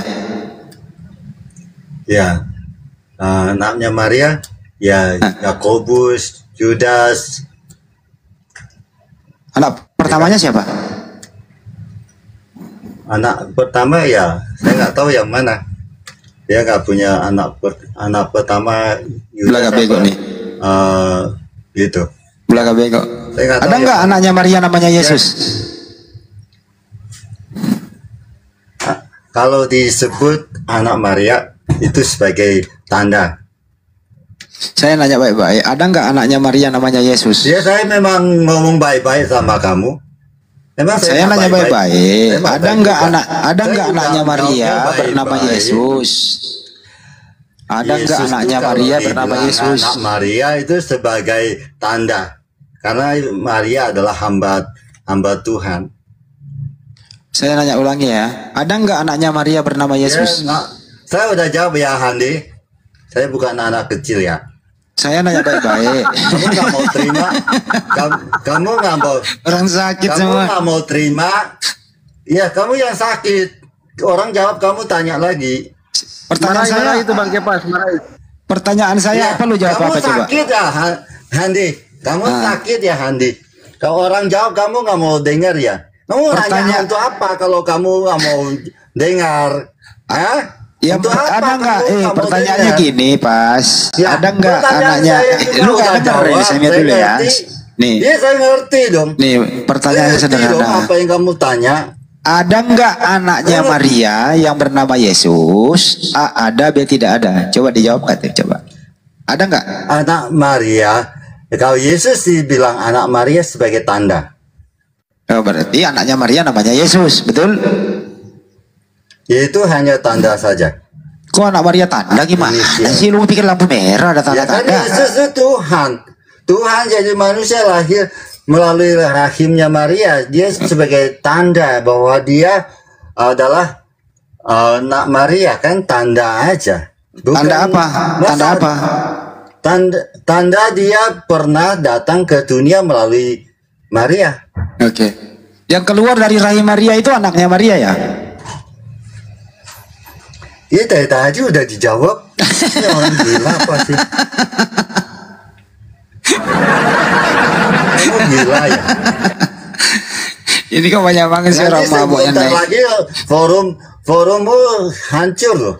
Kalau kamu ngomong gitu, forummu pasti hancur. Lu kenapa nangis sih? Tanya aja. Lu kenapa nangis? Oh enggak ya.